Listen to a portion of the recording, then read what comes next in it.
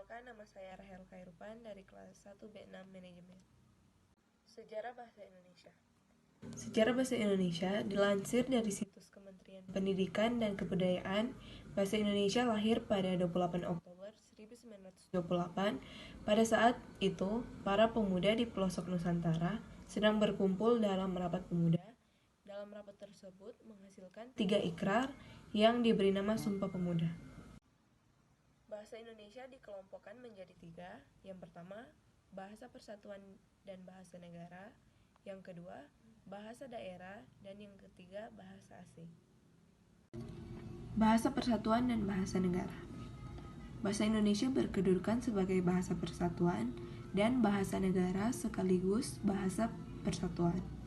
Bahasa Indonesia mempunyai fungsi sebagai lambang dan identitas nasional, serta alat pemersatu berbagai suku bangsa yang berbeda-beda latar belakang sosial, budaya, dan bahasanya.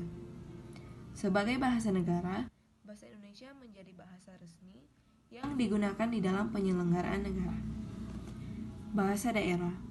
Bahasa daerah berfungsi sebagai lambang kebanggaan, lambang identitas daerah, dan sarana pendukung budaya daerah dan bahasa Indonesia.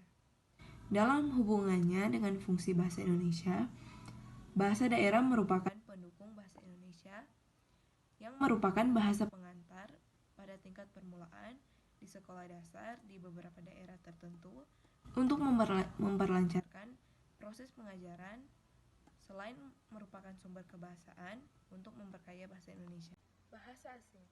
Bahasa asing mempunyai fungsi sebagai alat perhubungan antar bangsa dan sarana pemanfaatan ilmu pengetahuan dan teknologi modern untuk pembangunan nasional.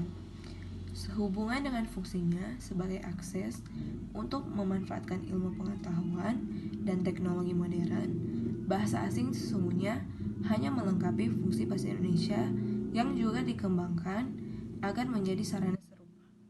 Bahasa Indonesia baku. Bahasa Indonesia baku menjadi inti bahasa yang dapat diterima oleh penduduk semua dialek bahasa Indonesia. Ciri-ciri bahasa Indonesia baku. Yang pertama, memiliki keunggulan wilayah dan waktu penggunaan. Dengan keunggulan wilayah penggunaan, bahasa Indonesia baku dapat digunakan di wilayah yang sangat luas jangkanya. Dengan keunggulan waktu penggunaan, bahasa Indonesia dapat digunakan dalam kurun waktu yang relatif lama. Yang kedua, kemantapan dinamis. Artinya, kaidah bahasa Indonesia relatif tetap dan tidak berubah setiap saat. Dan yang terakhir, cirikia, yang artinya bahasa Indonesia baku mencerminkan cara berpikir yang teratur, logis, dan sistematis. Demikian hasil presentasi saya. Terima kasih.